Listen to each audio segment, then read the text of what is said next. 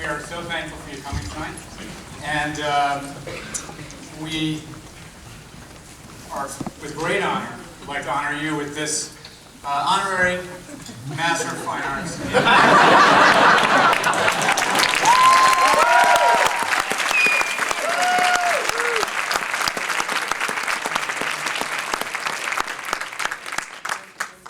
Now it says here, it's an honorary Master's degree of Fine Arts in Acting, and it says with all of the honors, rights, and privileges belonging thereto. Can you tell me what some of those rights and privileges are? You're an actor. Oh, you know, you've contributed so much to the field, in theater, in film, and television, as an actor that everyone here has been inspired by, also directing, producing. We're going to have time for everyone to ask questions, for some of you to ask questions. And I just thought if we could start out just talking about how it all started. What was that first moment that? Well, I think I always knew that I wanted to be an actor. From really my earliest sort of conscious memory of that was when I was about 8 years old. And my mother, of course, would have said that I was acting when I came out of the womb. But I always knew I wanted to be an actor. And so I got very lucky to get involved in my junior high school drama class, and then my high school drama class. I was the drama geek that you all made fun of in high school. And I started experiencing what it was like. And I think for the most part, the thing that I am so grateful for and why it's so important for me to be able to come and have these kind of experiences is because I grew up at a time in Los Angeles when there was a lot of money in schools for arts. And the kind of programs and experiences and workshops and seminars and Q&As and having a chance to go see professional actors on stage. I mean, I saw in one season Katharine Hepburn in a play, Richard Thomas in a play, Richard Dreyfuss in a play. And we would sometimes get to do workshops with the talent. And there are two, for me, seminal memories and moments that were the beginning for me. The first was when I was 13 years old. We went to a production of a Sean O'Casey play at the Marte Forum called Juno and Peacock, which was starring Walter Matthau, Maureen Stapleton, and Jack Lemmon. And we got to do a workshop that was being run by Jack Lemmon in the morning, and then we were going to see the matinee of the show. And we had to do scenes from Juno and Peacock. And then Jack Lemmon was running the workshop, and he would give us notes and direct us. And so I did a scene, and I'll never forget this moment for the rest of my life. I finished the scene, and Jack Lemmon, who was one of my idols, walked up to me and he put his hand on my shoulder and he said, "That was a touch and terrific. This kid is an actor." And he said I should go to New York and I should study and that I was meant to be an actor and that all the things he'd been talking about that morning about the kind of work that he was looking for from young actors. And I was 13 years old. And I know that for me, that was so life-changing because somebody I admired, somebody who had dedicated themselves to a remarkable career, and who was a theater rat, and who never allowed Hollywood glory to go to his head, had put his hand on my shoulder and said I was good, and that I needed, at 13 years old. And so I continued doing plays, and then there was this other moment where I was cast in a production of Arthur Miller's All My Sons, and I was in 11th grade, and I was playing this disruptive character who comes in the second act and fucks everything up and then leaves. And I think up to that point in my experience, acting has always been, for me, it was like it was fun, and my friends came and saw me do it, and my parents came and saw me do it, and it was really cool, it was fun, it was fun, it was cool. And then one performance of this play, something happened, which was that I, for the first time, felt that for some reason, in this performance and with that audience at that particular moment, I had an effect on the audience. That the character I was playing, that I was doing my job, they were affected by this character. It wasn't just, oh, they were coming to see me, their friend. Something happened in the relationship between an audience and me. And for the very first time, I no longer wanted to be an actor. I knew I was. And that was a very, very significant step in being able to go, okay, now I'm going to go out and try to make a career out of this.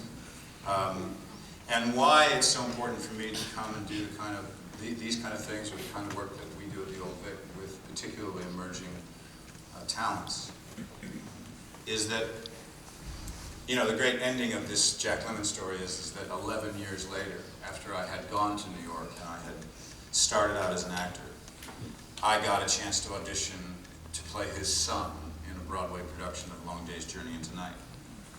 And I got the part. And I ended up working with Mr. Lemmon for a year while we did that play in New York and in London and Israel, and we ultimately filmed it. And then we did 3 films together, ending with Glenn Ross, which he liked to call Gene Barry Glenn Close. And Jack had a philosophy that he repeated often, and it has now become mine. I've adopted it as my own, which was that if you've done well in the business you wanted to do well in, then it is your obligation to spend a good portion of your time sending the elevator back down. And I always thought that was such a great way of saying it. And so that is what I've dedicated a lot of my life over the last decade at the Old Vic to doing, sending the elevator back down.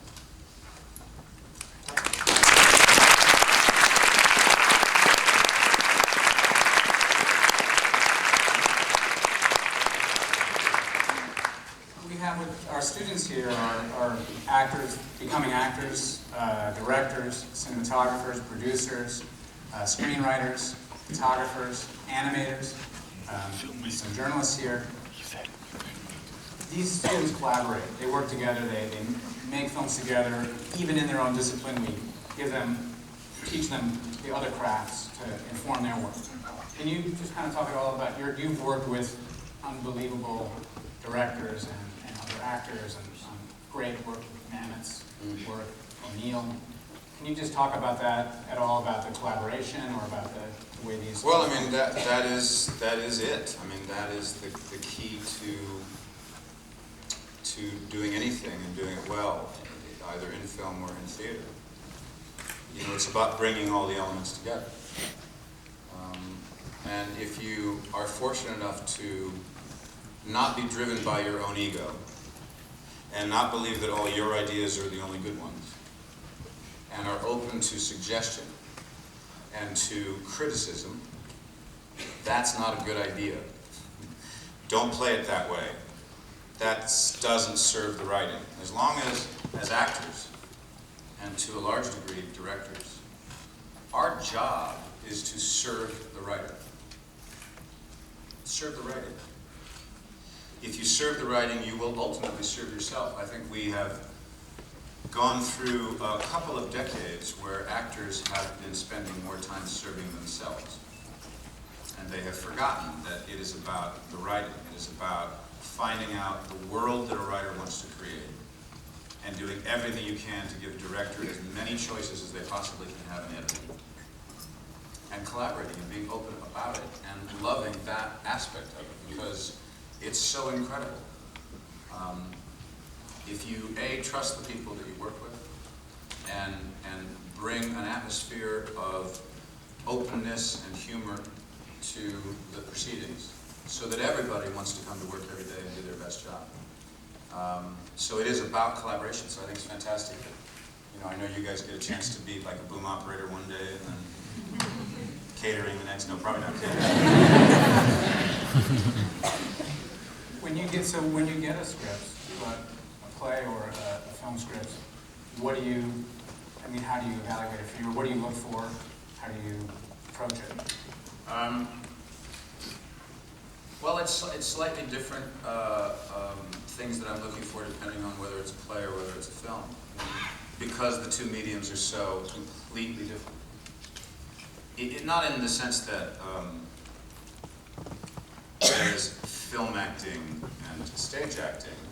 I'm sorry if I'm going to blow some of the professors' or teachers' ideas here, but I think there's good acting and bad acting.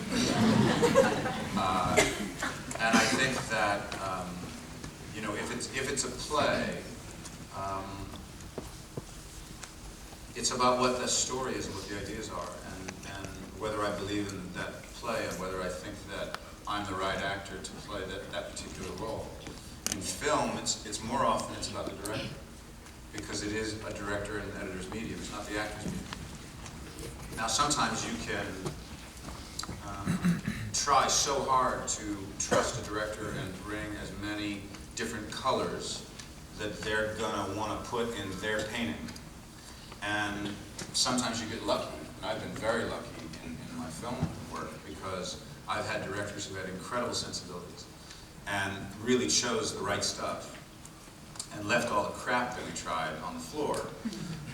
But sometimes you'll go and see a film and you have a director with the wrong sensibility, and they chose all the stuff that didn't give the character the sensibility that you wanted. And that can be a very shocking screening. You're watching a cut of a film early on and you're thinking, what? Like, we made a better movie than they cut. And so you're always at the mercy, as an actor at least, to your director and your editor. But as I say, I've been more fortunate than not in having incredible collaborators who we all set out to tell a particular story, and we managed to bring all the elements together in which to be able to do that. Okay. I've lost you already. No, you haven't lost me. I just decided when I can release it to the audience. Oh, we can release it any time.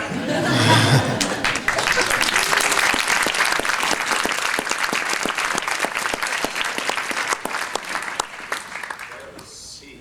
Who's the lighting to this talk?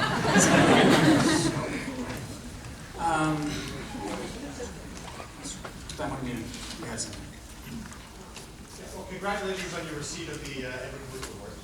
Yes.